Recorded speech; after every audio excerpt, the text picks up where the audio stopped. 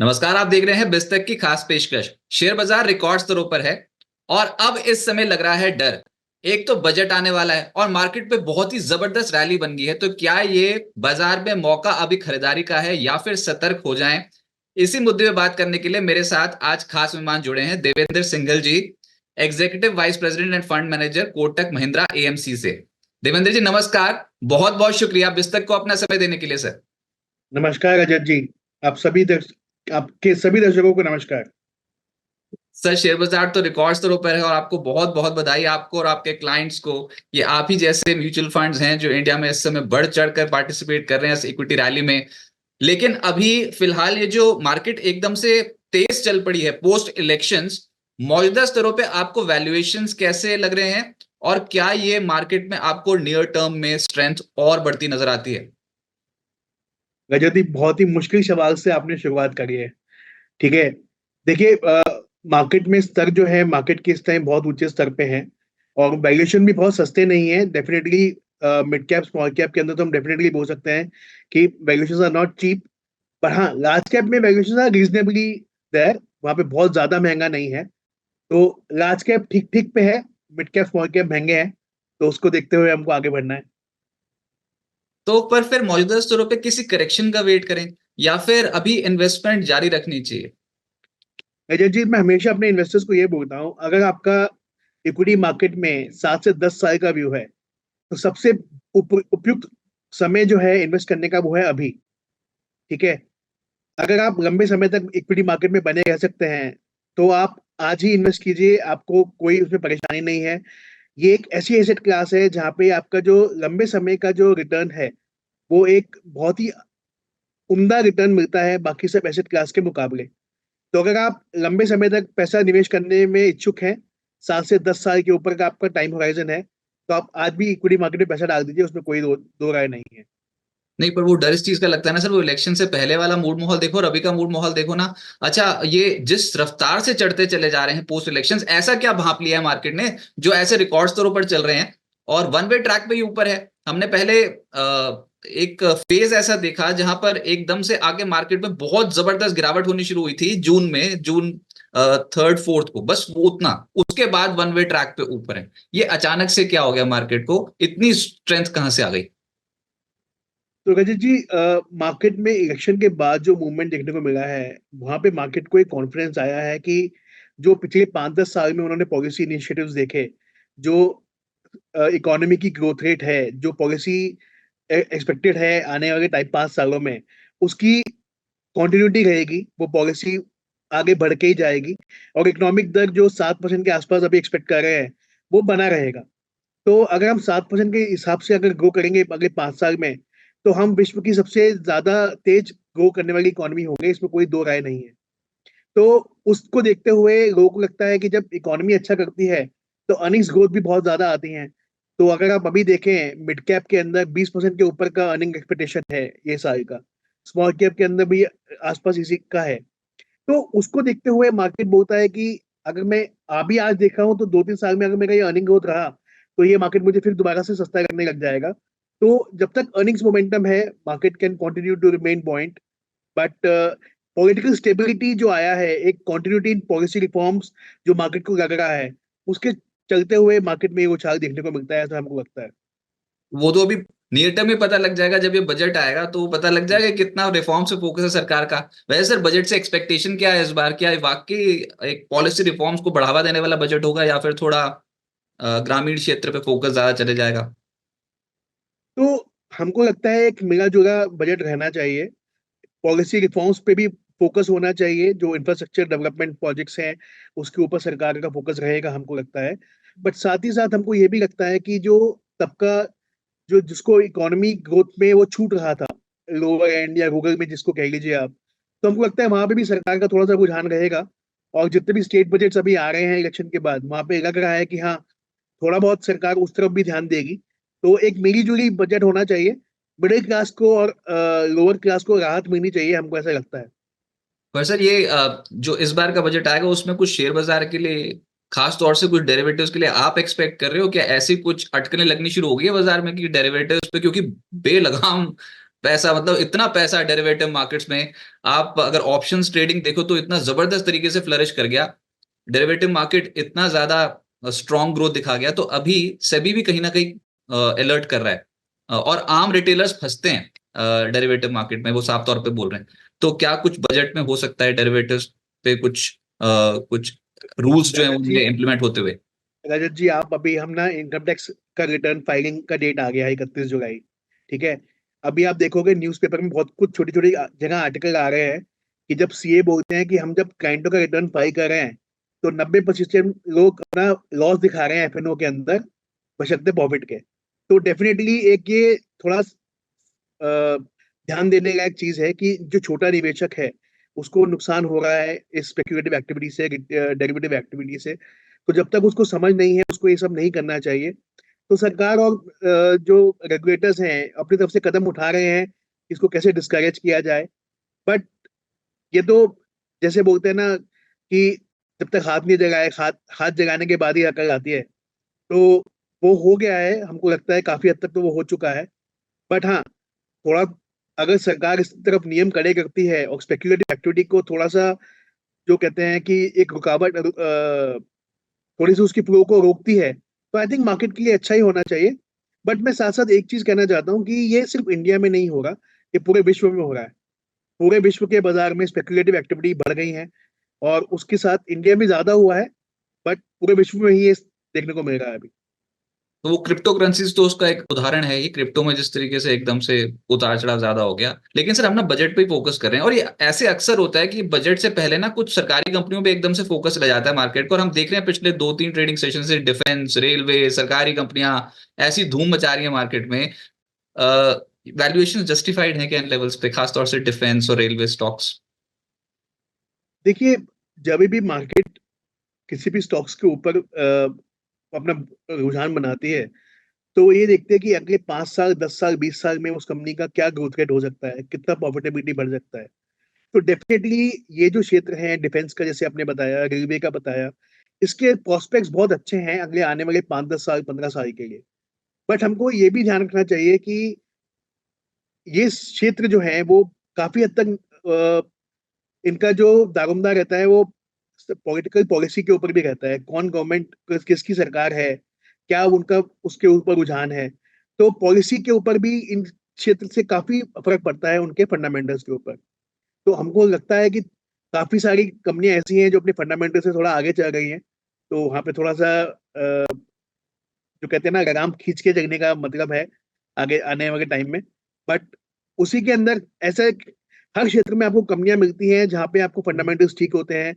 जो DCA valuation अगर आप करें तो आप उसको जस्टिफाई कर सकते हैं। और कहते हैं उनका जो आने वाले समय में जो ग्रोथ रेट है, जो प्रॉफिटेबल ग्रोथ रेट है, वो अच्छा है। तो उसके हिसाब से ऐसा मैं नहीं कहूंगा कि पूरा क्षेत्र ही महंगा है। बट उसमें भी महंगे क्षेत्र में भी कुछ कुछ कंपनियां निवेश के लिए मिलती हैं। नहीं, पर ऐसा हो सकता है सर एक ही महीने के अंदर पोस्ट इलेक्शंस कोई स्टॉक 75%, 80% हो जाए, उसकी डीसीएफ वैल्यूएशन क्या एक महीने के अंदर अंदर निकल आती है क्या? ये 80%, 90%, 100% भाग गए एक महीने में स्टॉक्स तो बहुत सारे। जी, तो रजत जी आपका कहना सही है कि एकदम एक महीने में या 15-20 दिन के अंदर कोई स्टॉक अगर 50-100% बढ़ जाता है तो डेफिनेटली एक ये सोचने का विषय है। बट हमने कई बार देखा है कि बहुत सारी कंपनियां एक लंबे समय तक आप एक लेवल पे रहती हैं और सडनली कुछ ट्रिगर आता है और वो उनका पूरा कैचअप हो जाता है। तो वो कैचअप 1 महीने में हो या 3 महीने में या 6 महीने में, वो कहना मुश्किल है। बट मार्केट तो ऐसे ही बिहेव करता है और हमेशा से करता रहा भी है। मतलब खेल सारा वो ट्रिगर का ही होता है, सही टाइम पे अगर वो ट्रिगर हाथ लग जाए तो फिर फंड मैनेजर भी वही ट्रिगर ढूंढते होंगे। सर वही मैं पूछ रहा था, आप अप्रोच क्या रखते हो? देखो हमको ये तो पता है कि पूरी म्यूचुअल फंड इंडस्ट्री में 20-20 हजार करोड़ रुपए की एसआईपी आ रही है हर महीने बुक में। तो ये जैसे 2500 का स्टॉक हो गया, 5000 का चला गया, किस तरीके से आप अप्रोच करते हो अब स्टॉक मार्केट को एज अ फंड मैनेजर? क्या थिंकिंग होती है, क्या साइकोलॉजी होती है, किस तरीके से आप इन्वेस्टमेंट प्लान करते हो? सो रजत जी, हमारा जो कोटक में जो हम रुझान है ना हमारा, हम हमेशा growth at reasonable price, Garp जिसको बोलते हैं, उसकी तरफ हमारा वैल्यूएशन मेथोडोलॉजी के ऊपर ध्यान रहता है। बट ये तो हमारा वैल्यूएशन मेथोडोलॉजी है। जो हम फिल्टर है हमारा वो है BMV का, बी से यानी बिजनेस, एम से मैनेजमेंट, उसके बाद वैल्यूएशन। तो सबसे पहले वो कंपनी किस क्षेत्र में है, क्या उसका व्यापार है, किस तरह की उसकी रिटर्न रेशियोज हैं, क्या वो कहते हैं उसका स्कोप क्या है, कितना स्केलेबल बिजनेस मॉडल है, तो उसके बाद उसकी मैनेजमेंट कैसी है, उनका ट्रैक रिकॉर्ड कैसा है, माइनॉरिटी शेयर होल्डर्स के व्यू प्रति उनका व्यू कैसा है, कैपिटल एलोकेशन कैसा है। इन सब पैरामीटर्स को फिल्टर करने के बाद हम देखते हैं उसके वैल्यूएशन कैसे हैं। तो अगर वैल्यूएशन ठीक है और ग्रोथ ज्यादा है तो we are happy to invest in that. But India एक ग्रोथ मार्केट है, ये हम सबको ध्यान रखना चाहिए। और यहाँ पे जो भी निवेशक पैसा डालता है वो ग्रोथ के लिए डालता है। तो जब तक आपको ग्रोथ नहीं मिलेगी तब तक आपको मल्टीपल रेटिंग नहीं होगा। तो जब आपको लगेगा, इन्वेस्टर्स को लगता है कि ग्रोथ यहाँ से एक्सेलरेट होने वाला है, I think that is a good trigger point, जहाँ पे हम देखते हैं कि कंपनियों के अंदर एकदम से बड़ा उछाल आता है। बट रजा जी, मैं एक और चीज कहना चाहता हूँ कि अभी मेरे को 20 साल से ऊपर हो गया मार्केट के अंदर। तो बहुत सारे जो कंपनियां हैं इंडिया में या बाहर भी, जब मार्केट कैप मिलता है तो ग्रोथ आती है, ठीक है, पीएनएल में प्रॉफिट ग्रोथ भी दिखती है और बड़े बड़े वायदे भी कंपनियां करती हैं। तो specifically small and mid cap और माइक्रो कैप स्पेस के अंदर आपको ज्यादा सावधानी रखनी चाहिए। प्रमोटर्स का बैकग्राउंड देखना चाहिए, उनका पास में ट्रैक रिकॉर्ड क्या रहा है, क्या उन्होंने बोला और क्या डिलीवर किया, उसको ध्यान में रखते हुए अगर आपको लगता है कि ये कंपनी आगे वाले टाइम में डिलीवर कर पाएगी, डेफिनेटली आप उसके अंदर बने रहिए। वरना आपको थोड़ा सा उसको शक की निगाह से देखना यहाँ पे बेहतर है, बशर्ते कि जो भी सामने आया उस पर कूद पड़े। तो बिजनेस देखो, मैनेजमेंट देखो और वैल्यूएशंस देखो, ये 3 पैरामीटर्स पे आंक दो कंपनियों को, और उसके बाद आप एक अच्छी कंपनी का चयन कर सकते हो। सर, हाल फिलहाल में कोटक एएमसी ने एक एनएफओ लॉन्च किया था, कोटक स्पेशल अपॉर्चुनिटीज फंड। इसको आप ही संभालेंगे, तो एक तो बताएं फिर ये अपॉर्चुनिटी है कहाँ पे, ऐसा कौन सा एरिया है जिसको आप बहुत क्लोजली वॉच कर रहे हो? सो रजत जी, अपॉर्चुनिटीज तो हर जगह पे हर मार्केट में मिलती हैं। तो जब हम इस फंड की बात करते हैं तो हम क्या बोलते हैं कि मान लीजिए कोई गवर्नमेंट की पॉलिसी आई, उससे किसी सेक्टर में एक टेलविंड मिल रहा है, उसके सेक्टर के ग्रोथ प्रोस्पेक्ट्स इंप्रूव होते हैं, तो वो हमारी नजर में आएगा। अब मान लीजिए कोई एमएनए होता है, वहां पे इंडस्ट्री में कंसोलिडेशन हो रहा है, या सिनर्जीज के साथ आपको कंपनी बेहतर बन के आएगी, 2+1+1 2 की जगह 11 होने लगते हैं, तो वो हमारी नजर में है। मान लीजिए आप किसी कंपनी के अंदर मैनेजमेंट चेंज हो रही है, जैसे मैंने बताया हम मैनेजमेंट को बड़ा ही ध्यान देते हैं हमारी कंपनीज के इन्वेस्टमेंट्स के लिए। मान लीजिए कोई मैनेजमेंट चेंज हो रहा है और वहां पे वो कुछ ऐसा करना चाह रहा है जो उस कंपनी के अंदर मिसिंग था। तो मान लीजिए ग्रोथ नहीं आ रही थी और मैनेजमेंट से ग्रोथ आ रही है, मैनेजमेंट उनका फोकस ग्रोथ पे ऊपर है, तो अगर मैनेजमेंट चेंज हो रहा है तो उस पर हमारा फोकस रहता है। तो ऐसे बहुत सारी चीजें हैं जहाँ पे हम देखते रहते हैं लगातार निवेश की अपॉर्चुनिटीज, और जहां हमको दिखता है हम उस पर पैसा डालेंगे। नहीं तो पर ऐसी थीम्स भी तो होंगी, सेक्टर स्पेसिफिक अप्रोच, जहां पर आपको लगता है जहां पर सरकारी फोकस ज्यादा है उन्हीं कंपनियों पर रहे क्या, या फिर कुछ और भी ऐसी थीम्स हैं जो बाजार पे आउट परफॉर्म कर सकती गजत जी देखिए, बाजार में हर मार्केट कैप में हर वैल्यूएशन पे कुछ कुछ कंपनियां हमेशा ऐसी होती हैं जो आने वाले 2-3 साल में आउट परफॉर्म करती हैं बाजार को, ठीक है। ये मंदी के बाजार में भी मिलेंगी और तेजी के बाजार में भी मिलेंगी। हमारा फोकस ये है उन कंपनियों को आइडेंटिफाई करना जिनका ग्रोथ रेट मार्केट के एक्सपेक्टेशन से ज्यादा रहेगा और वैल्यूएशन मार्केट के से कम है। तो अगर हम वो फाइंड कर सकते हैं और ये अपॉर्चुनिटी हमको मिलती है, आज इंडिया में कोई 750 कंपनियां ऐसी हैं जो $500 बिलियन के ऊपर का मार्केट कैप है। तो that is a good investable universe. तो हमको ऐसा नहीं लगता कि हमको इसमें से 40-50 कंपनियां जो हमको चाहिए वो हमको नहीं मिलेंगी, डेफिनेटली मिलेंगी। अच्छा, जो नई कंपनियां बाजार पे आती चली जा रही है इन पे भी फोकस है क्या, ये भी आप देखते रहते हो फ्रॉम टाइम टू टाइम, क्योंकि मैनेजमेंट से तो बातें होती रहती होंगी आपकी, तो क्या जो न्यू कमर्स है, न्यू एंट्रेंट्स हैं जो कंपनियां स्टॉक मार्केट में, वो भी पोटेंशियली बड़े साइज की कंपनियां बन सकती हैं यहाँ से तो? रजत जी, ये तो हमेशा से हुआ ही है। कुछ कुछ कंपनियां जो बाजार में नहीं आती हैं, वो उनका ग्रोथ प्रोस्पेक्ट्स या कुछ नए सेक्टर्स जो बाजार में आते हैं, वो अपने आप में ही एक मार्केट में लीडर होते हैं, बेशक वो बाजार में नए हो, पर अपने सेक्टर के तो कई बार बहुत बड़े लीडर ही होते हैं। तो हमारा उन पे रुझान रहता है, हम उसको इवेल्युएट करते हैं हमेशा। जो भी बड़ा एनएफओ आता है या कोई इंटरेस्टिंग आईपीओ आता है, उस पे हम कहते हैं, देखते हैं कंपनीज को इवेल्युएट करते हैं, और जहां पे समझ आती है वहां पे पैसा डालते भी हैं। आप ना सेक्टर्स बता नहीं रहे हो, तो मैं ना आपसे एक एक करके सेक्टर पूछना शुरू कर दूंगा। एक तो ये सरकार में हम एक्सपेक्ट ही कर रहे हैं बजट में कि पावर सेक्टर से जुड़ी कोई बड़ी अनाउंसमेंट, या फिर कोई पीएलआई से जुड़ी बड़ी अनाउंसमेंट, ऐसी सी चीजें जो सरकार पे फोकस होता है ना, वैसे वाली कंपनियां क्या ये रहना चाहिए? मैन्युफैक्चरिंग, पावर सेक्टर रिफॉर्म्स, ये क्या बाजार पे नेक्स्ट बिग अपॉर्चुनिटी हो सकती है? तो रजत जी, मैं आपसे आपको निराश नहीं करता, मैं आपको बताता हूँ, as a Kotak, as a house, हम जो भी बुलिश हैं वो है जो नीचे तबके का जो कंजम्पशन है, जो एंट्री लेवल कंजम्पशन जिसको हम बोलते हैं, उसके ऊपर हम बहुत बुलिश हैं। तो ये एफएमसीजी में हो या ऑटोमोबाइल में हो, हमारा रुझान ज्यादा है। Power as a sector we are very bullish. Manufacturing as a sector हमको लगता है कि यहाँ पे आने वाले 5-10 साल में भारत का जो एक पिछले कई दशकों पहले एक इतिहास होता था, मैन्युफैक्चरिंग के अंदर कंट्रीब्यूशन था, वो हमको लगता है वापस आएगा। और आप देख भी रहे हो, इंडिया में auto exports are increasing, mobile exports are increasing. So हमको लगता है कि एक बहुत बड़ा अपॉर्चुनिटी उभर के आएगा। तो और कुछ कुछ जैसा मैंने बताया, जो रूरल ऑफटेक है उसके ऊपर हमारा अभी ज्यादा रुझान है, बुलिश रुझान। ओके, और ये जो ट्रेडिशनल सेक्टर्स हैं, ट्रेडिशनल मतलब कि जैसे बैंक निफ्टी को दौड़ाने वाला प्राइवेट बैंकिंग सेक्टर एकदम से हो गया, पिछले कुछ दिनों में एकदम से लाइमलाइट में आया क्योंकि वो पीछे छूटा हुआ था, तो bank Nifty all time high पहुंच गया। उसके बाद फिर हमने ये देखा कि एचडीएफसी बैंक में कुछ एमएससीआई में वेटेज बढ़ने की बात हो गई, वहां पर एफपीआई की लिमिट कम हो गई, ये सारी की सारी चीजें हमने होती हुई देखी। लेकिन अभी अगर किसी को बैंक्स पे इन्वेस्ट करना हो तो is the right time, private banks या फिर पीएसयू बैंक्स पे अप्रोच क्या होगी सर? म्यूचुअल फंड्स के तो टॉप पोर्टफोलियो में यही होते हैं। रजत जी, अगर आप देखोगे ना, कोई भी इकोनॉमी को ग्रो करने के लिए उसकी बैंकिंग अर्थव्यवस्था बहुत सॉलिड होनी चाहिए, वो बहुत मजबूत होनी चाहिए। और बैंकिंग एज अ सेक्टर के बिना, उसकी ग्रोथ के बिना आप इकोनॉमी में ग्रोथ नहीं देख सकते। तो अगर आपको इकोनॉमी में पार्टिसिपेट करना है तो बैंक्स एक बहुत ही उपयुक्त अपॉर्चुनिटी है उसके लॉन्ग टर्म ग्रोथ प्रोस्पेक्ट्स को खरीदने के लिए। बट अभी जैसा मार्केट है, कभी कभार वैल्यूएशन ऊपर होते हैं, कभी नीचे होते हैं, तो आपको उसके हिसाब से देख के काम करना पड़ता है। बट अभी हमको ऐसा लगता है कि प्राइवेट बैंकिंग क्षेत्र और पीएसयू बैंक क्षेत्र में भी एक अच्छा रिटर्न मिलने की संभावना है अगले 3 से 5 सालों में। आईटी एज अ सेक्टर पे क्या आप बुलिश हैं अब? और क्या लगता है कि आने वाले समय के लिए जो हम देख रहे थे कि अर्निंग्स को लेकर थोड़े कंसर्न्स पैदा हो रहे थे, क्या वो अब थोड़े अर्निंग्स पे जो कंसर्न्स थे वो कम होते हुए नजर आएंगे, यानी कि अर्निंग्स बेहतर रह सकती हैं क्या आईटी कंपनियों की? रजत जी, हमको ऐसा लगता है कि आईटी की अर्निंग्स कट नहीं होंगी यहाँ से अभी। जो पिछले कुछ क्वार्टर से हर हर बार अर्निंग्स कट हो रहे थे, हमको ऐसा लगता है कि अर्निंग्स कट नहीं होंगी। हाँ, बढ़ना कब शुरू होएगा ये तो टाइम ही बताएगा। काफी सारा इंडिया का जो आईटी है वो यूएस बेस पे डिपेंडेंस है, और वहां पे अगर आपके इंटरेस्ट रेट्स कब कम होते हैं तो डिस्क्रिशनरी आईटी स्पेंड्स बढ़ते हैं। तो उसका सीधा सीधा फायदा इंडियन आईटी कंपनीज को मिलता है। तो बाजार भी अटकल लगा रहा है कि कब इंटरेस्ट रेट कम होंगे यूएस में, खासतौर खास तौर पे। तो उसको देखते हुए हमको लगता है कि आज इस क्वार्टर के नतीजे अभी शुरू हो जाएंगे अगले हफ्ते से। तो हमको ऐसा लगता है कि अर्निंग्स जितना जो भी रिजल्ट आए, अर्निंग्स जो एक्सपेक्टेशन है FY 25-26 के, वो वहां से कट नहीं होने चाहिए, ऐसी हमको उम्मीद है। तो एक अर्निंग्स में स्टेबिलिटी तो दिखती है। अब वो बढ़ना कब शुरू होंगी ये तो आने वाला टाइम ही बताएगा। बट हाँ, अर्निंग्स कट यहाँ से नहीं होना चाहिए आईटी क्षेत्र का।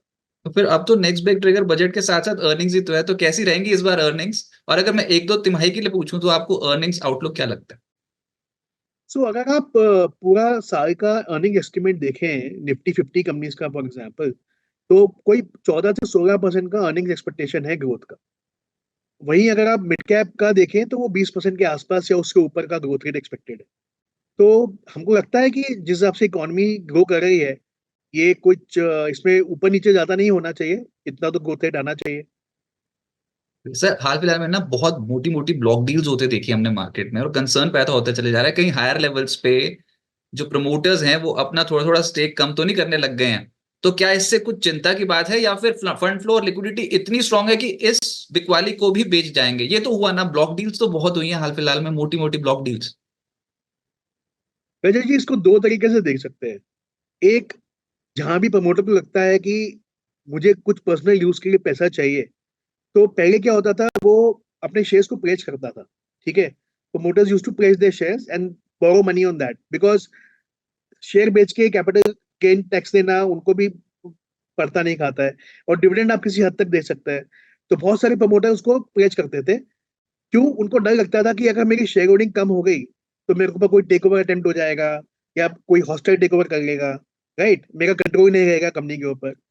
तो जो प्रमोटर को जेन्युइनली पैसा चाहिए और वो मार्केट में अपना माल बेच रहे हैं, तो ये it is pretty okay in our view. ठीक है, बट जिनको लगता है कि नहीं, अभी तो ये क्या कहते हैं, बहुत ज्यादा वैल्यूएशन हो गया, मुझे सस्ते में मिलेगा, तो वहां पे थोड़ा सा देखने की जरूरत है कि बाकी क्या प्रमोटर को, आपको ऐसा लगता है कि क्या कहते हैं, आपको प्रमोटर से ज्यादा पता है। ठीक है, या आप वो रुझान पकड़ सकते हैं कि आपको आने वाले टाइम में ज्यादा दिख रहा है कैसा बन सकता है वहां पे, बशर्ते प्रमोटर को। और मैं ऐसा, रजत जी थोड़ा सा ज्यादा बोल रहा हूँ, बट मैं बोलना चाहता हूँ कि बहुत बार प्रमोटर्स को भी नहीं पता होता कि मार्केट में क्या होगा। इसका सीधा सीधा एग्जांपल देता हूँ मैं। 2007-8 में जब रियल एस्टेट में बूम आया था, 2004-5 के रैली पे, तो बहुत सारे प्रमोटर्स ने अपना स्टॉक बेचा था। उनको तब बिल्कुल आइडिया भी नहीं था कि मार्केट इतने लेवल पे चला जाएगा। ठीक है। तो ऐसा कई बार हो सकता है कि प्रमोटर भी थोड़ा सा कम एक्सपेक्टेशन करते हो अपनी कंपनी से, बशर्ते मार्केट में निवेशकों से, तो उनके फंडामेंटल्स काफी सुधर भी सकते हैं। बट हाँ, एज अ जो रूल है, जब भी प्रमोटर या इंसाइडर सेलिंग होती है, ये एक अपॉर्चुनिटी है जहाँ पे आपको अपना निवेश देखना चाहिए, उसको उसका परीक्षण करना चाहिए। और अगर आपको लगे कि वैल्यूएशन महंगे हो रहे हैं, तो आपको जरूर उसके अंदर प्रॉफिट बुकिंग करनी चाहिए। ये हम बिल्कुल मानते हैं। अच्छा, आप कोटक एएमसी के लिए मल्टी एसेट्स देखते हो ना, यानी कि कोई भी एसेट, इक्विटी, गोल्ड, प्रॉपर्टी, या फिर कोई और, क्रूड भी। हाँ जी। तो रजत जी, मैं तो कौन कोटक सा मल्टी एसेट तेज एसेट चलेगा, ये पूछ रहा था मैं। रजत जी, इसमें तो अगर आप 5 से 7 साल 10 साल का व्यू है, तो हमको लगता है इक्विटी से बेहतर कोई एसेट नहीं है। बट अगर आप पिछले 25 सालों का हर कैलेंडर ईयर का एक रिटर्न निकालें हर एसेट क्लास का, तो आप देखोगे कभी गोल्ड ज्यादा चलता है, कभी डेट चलता है, कभी इक्विटी चलता है, कभी इंटरनेशनल इक्विटी चलता है, इस तरह से। तो मल्टी एसेट के अंदर हम एक जो रिस्क पैरामीटर्स है ना, जो वॉलिटिलिटी कम करके हुए चलते हैं, कि अगर हमको लगता है कि हाँ भाई इक्विटी महंगा हो गया, तो उसको कम करके किसी और एसेट क्लास में जो वहां से ज्यादा बेहतर प्रदर्शन कर पाए उस साल, तो वो कोशिश करते हैं उसको मैनेज करने की। अभी तक सक्सेसफुल भी रहे हैं, उम्मीद है आने वाले टाइम में भी सक्सेसफुल रहेंगे। तो ये 24,000 के पार चला गया है निफ्टी, ये अभी कोई शिफ्ट तो नहीं कर रहे आप डेट में पोजीशन धीरे धीरे करके, या फिर अभी इक्विटी पे आपने एक्सपोजर ले रखा है अच्छा खासा? तो अभी हमारा इक्विटी एक्सपोजर कोई जैसे 55% के आसपास चल रहा है। ऊपर में हम 80% तक जा सकते हैं इक्विटी के अंदर। तो आप लगा लीजिए हम न्यूट्रलिश हैं। राइट, लेकिन अगर किसी को एसेट एलोकेशन करनी हो, जैसे सपोज करो किसी ने अभी जॉब शुरू करी है 20-23 साल की उम्र में, और उसको एसेट एलोकेशन करनी है, तो आप किस तरीके से उसकी एसेट एलोकेशन करेंगे उसके पोर्टफोलियो की, और इक्विटी का कंपोनेंट कितना होगा? रजत जी, ये कहना बहुत ही मुश्किल है कि किस लेवल पे और किस उम्र पे लोगों को कहते हैं एसेट एलोकेशन कितना होना चाहिए। ये तो आपका वित्तीय सलाहकार या फाइनेंशियल प्लानर्स ही आपको बता सकते हैं। बट हमको लगता है कि अगर जो नया जनरेशन है जो मार्केट में आ रहा है, और उसको अगले 10 सालों तक इक्विटी में बने रहना है या निवेश करना है, और अगले 10-15-20 साल तक वो निवेश करता रहेगा या रहेंगी, तो उनको definitely equity as a asset class को इग्नोर नहीं करना चाहिए। हाँ, उसमें रिस्क हमेशा रहता है क्योंकि इक्विटी वॉलेटाइल रहता है। बट अगर आप एसआईपी के थ्रू आते हैं और डिसिप्लिन इन्वेस्टमेंट के थ्रू आप लगे बने रहते हैं, तो डेफिनेटली एक बहुत ही उपयुक्त और बहुत ही उम्दा रिटर्न देखने को मिला है पिछले काफी सालों से। तो हमको उम्मीद है कि आगे भी बना रहेगा। मैंने आपसे वैल्यूएशन का सवाल पूछा था मार्केट के लिए, लेकिन अभी के हिसाब से एट 24,200 लेवल से कितना अपसाइड पोटेंशियल आप समझते हो कि इंडियन मार्केट्स यहाँ से जनरेट कर सकते हैं? थोड़ा नजरिया लंबी अवधि का रहे, इस फिस्कल का लें या फिर नेक्स्ट फिस्कल तक, कहाँ तक का टारगेट आप एक्सपेक्ट कर रहे हो निफ्टी? रजत जी देखिए, अगर आप अर्निंग्स ग्रोथ को देखते हैं, market markets are slave of earnings. ठीक है। जैसे जैसे अर्निंग्स बढ़ेंगी, मार्केट उसके हिसाब से ही ऊपर नीचे होता है। तो हमको लगता है जैसे 14-15% का ग्रोथ रेट एक्सपेक्टेड है मार्केट का इस साल का। तो निफ्टी का जो निफ्टी लार्ज कैप या निफ्टी 50 की हम बात करें, तो वहां पे वैल्यूएशन लॉन्ग टर्म एवरेज से थोड़ा सा ही ज्यादा है, बहुत ज्यादा ज्यादा नहीं है। तो हमको लगता है कि अर्निंग्स ग्रोथ के बराबर आपको रिटर्न मिल सकता है अगले 2 साल में। वहीं अगर आप मिड कैप स्मॉल कैप की बात करें, तो वहां पे जो वैल्यूएशन है वो काफी थोड़े ज्यादा है। तो हमको लगता है वहां पे जितना अर्निंग्स ग्रोथ आएगा, उससे थोड़ा सा कम आपको स्टॉक में एप्रिसिएशन मिलेगा आने वाले कुछ सालों में। So what is the biggest risk for the markets right now? अभी कुछ ऐसा तो नहीं है, सब कुछ हरियाली हरियाली दिखाई दे रही है, लोग बढ़ चढ़ के पार्टिसिपेट भी कर रहे हैं, लेकिन अभी तक ना बहुत सारे ऐसे यंग इन्वेस्टर्स हैं, न्यू फ्रेशर्स हैं स्टॉक मार्केट पे, जिन्होंने मंदी देखी ही नहीं, उनको पता ही नहीं कि मार्केट पे करेक्शन होता क्या है, क्योंकि कोई सिग्निफिकेंट मीनिंगफुल करेक्शन हमने देखा नहीं, बस एक इलेक्शन डे पे देखा, तो उसी दिन हाहाकार मच गया था मार्केट में। तो ऐसा ही कोई अगर करेक्शन आने वाला होगा, तो उसके लिए एक बड़ा ट्रिगर क्या बन सकता है, क्या आप समझते हैं, रिस्क क्या मार्केट? रजत जी, रिस्क जो है ना वो हमेशा अनसीन होता है, हिडन होता है। रिटर्न तो सामने दिखती है, रिस्क कभी दिखता नहीं है। तो मार्केट में इस टाइम इंटरनल रिस्क तो पॉलिटिकल रिस्क ही हो सकता है। अगर आपको लगे कि सरकार में स्थिरता नहीं है या जो रिफॉर्म्स मार्केट एक्सपेक्ट कर रही है बजट के टाइम पे, तो वो नहीं हो और बहुत ही पॉपुलिस्ट बजट हो जाए, या ऐसा कुछ सरकार कर दे जिससे कैपिटल मार्केट में थोड़ा-सा निवेशकों को बैकसीट लगे, तो वहाँ पे वो रिस्क हो सकता है। इसके अलावा हमको लगता है रिस्क जो है वो थोड़ा भारी रिस्क ज़्यादा है। ग्लोबल अनसर्टेनिटी है, ऑयल प्राइसेस का एक इंडिया जो है ना 2 चीज़ें बड़ी इम्पोर्ट करता है। एक तो एनर्जी, दूसरा कैपिटल। एनर्जी मतलब ऑयल, तो वहाँ पे ऑयल अभी ऊपर भाव पे ही है, $85-86 के आसपास चल रहा है। और कैपिटल, अगर इंटरेस्ट रेट्स वहाँ पे कम नहीं होना शुरू होंगे, तो डेवलपिंग मार्केट में पैसा नहीं आएगा। तो अगर वहाँ पे पैसा आना शुरू नहीं हुआ, तो वो कैपिटल का रिस्क है। तो ये 2 रिस्क हैं, बाकी तो जैसे मैंने कहा, a black swan event we never can fathom.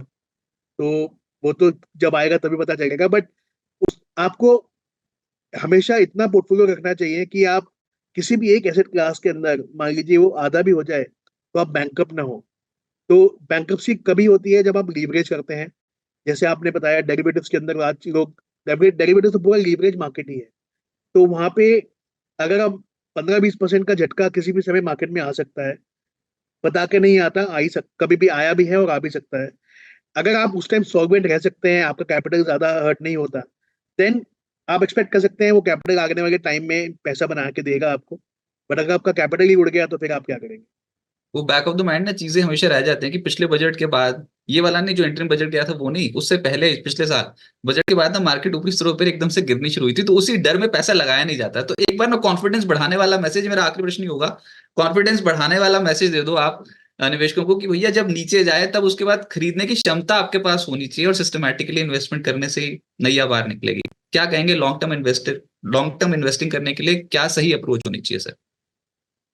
रजत जी, अगर आप किसी से भी बात करें, भारतीय अर्थव्यवस्था 7 से 8% का प्रतिशत ग्रोथ रेट एक्सपेक्टेड है अगले 10 सालों के लिए, ठीक है? 4 से 5% का ब्याज दर, वो जो इन्फ्लेशन हम बोलते हैं, वो भी है। तो नॉमिनल जीडीपी ग्रोथ हमारा 11 से 12% के बीच में रहने वाला है। अगर हमारी मार्केट की जो कंपनियां हैं, वो नॉमिनल जीडीपी ग्रोथ के हिसाब से भी अर्निंग्स ग्रोथ करेंगी, तो आने वाले 10 साल में उनका प्रॉफिट 4 गुना हो जाएगा, ठीक है?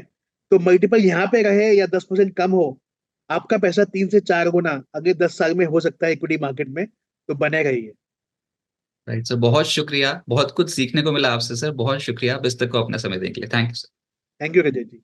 बिस्तक आपके लिए लाया है प्रीमियम मेंबरशिप प्रोग्राम, जहां आपको मिलेंगे कई सारे फायदे, जिनमें मार्केट न्यूज़लेटर, लाइव चैट पर आपके सवालों के सबसे पहले जवाब, मार्केट आउटलुक, वीकेंड पर मार्केट स्कैन, एंकर्स के साथ चैट और भी बहुत कुछ। इस प्रीमियम सब्सक्रिप्शन में 3 तरह के प्लान्स हैं, सिल्वर, गोल्ड और प्लैटिनम, जिनकी शुरुआत मात्र 159 रुपए महीने से होती है। इससे जुड़ना भी बेहद आसान है। बिस्तक के YouTube चैनल पर जाएं, ज्वाइन बटन पर क्लिक करें और अपना प्लान सिलेक्ट करें। बस बन गए आप हमारे प्रीमियम मेंबर।